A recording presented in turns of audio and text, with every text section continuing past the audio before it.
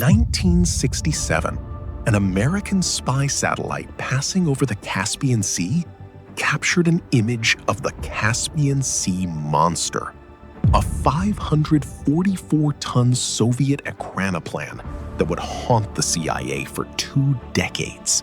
It was a vehicle, or maybe a ship, or maybe an aircraft. Nobody could decide.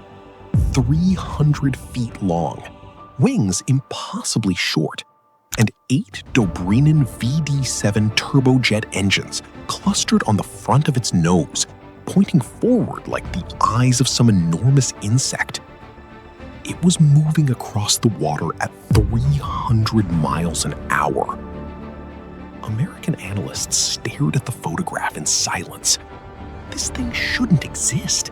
It was too big to be a boat, too low to be an airplane, and yet there it was. They didn't know what to call it, so they gave it a name that captured exactly what they felt: the Caspian Sea Monster. What the CIA didn't know, what nobody outside a sealed Soviet design bureau knew, was that this thing wasn't a mistake. Every detail of it, including those 8 engines on its nose, was the answer to a problem the rest of the world hadn't even thought to ask. And the man who built it was about to change aviation forever, before he disappeared from history entirely. In the early 1960s, the Soviet Union faced a crisis it couldn't solve with money or steel. The United States Navy dominated every ocean. American carriers patrolled every coast. Therefore, the Soviet generals went looking for an asymmetric weapon, something faster than any ship, lower than any radar, capable of crossing oceans before America knew it had launched. But every aerospace engineer in the world said it couldn't be built. Therefore, the project landed on the desk of one man who disagreed. His name was Rostislav Alexeyev. For 2 decades, he had been obsessed with a strange phenomenon pilots had noticed since the dawn of aviation: that aircraft flying within a few feet of the ground became dramatically more efficient through what's known as wing-in-ground effect. Most engineers treated it as a curiosity. Alexeyev saw it as a weapon. A vehicle that never left ground effect could fly faster than a ship, lower than a plane, and stay invisible to radar. But there was a brutal problem. To lift a 500-ton machine out of the water and into ground effect would require more thrust than any aircraft engine arrangement in history had ever produced. Therefore, Alexeyev built something the rest of the world had never imagined.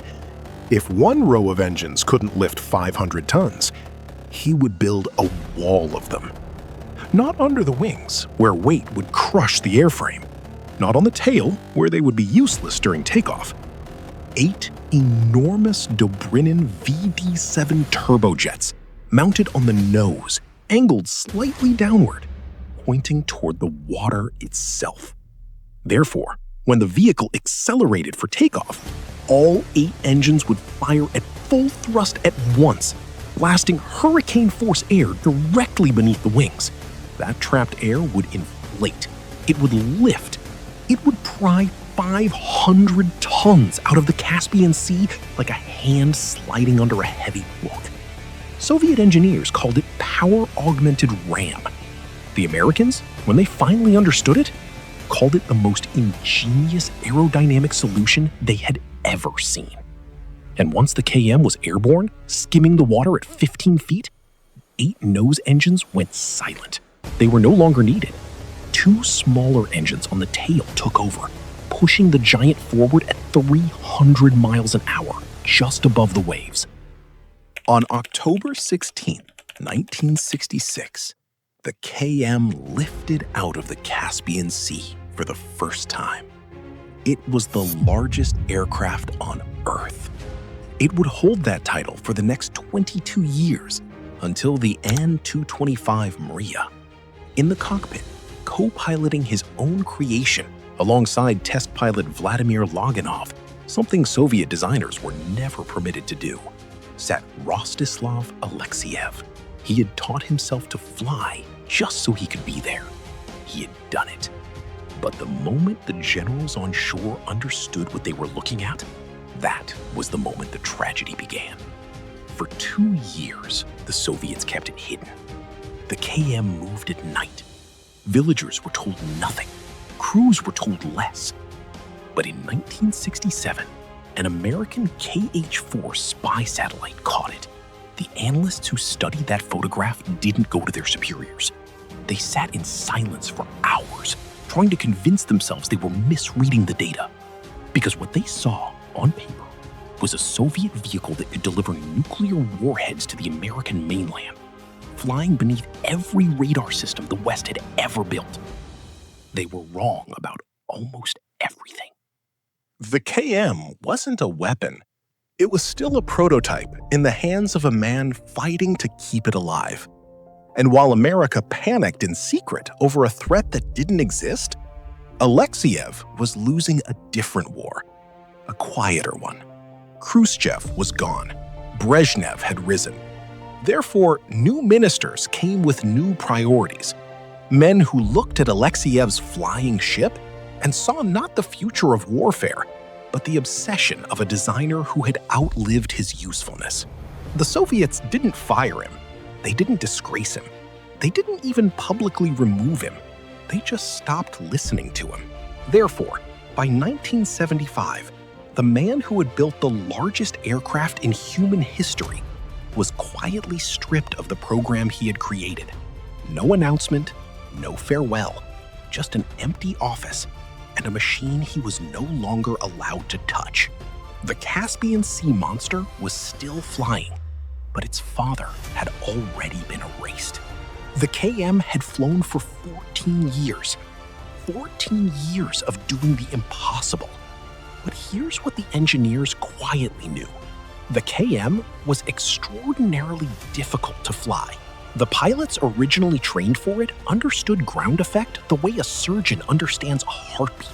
By 1980, those men were gone, reassigned, retired, replaced by a new generation who had been taught how to operate the vehicle, but not how to feel it. Therefore, on a routine test flight in 1980, one of those new pilots made a small mistake during a low-altitude turn. The kind of mistake an experienced ground effect pilot would have corrected without thinking.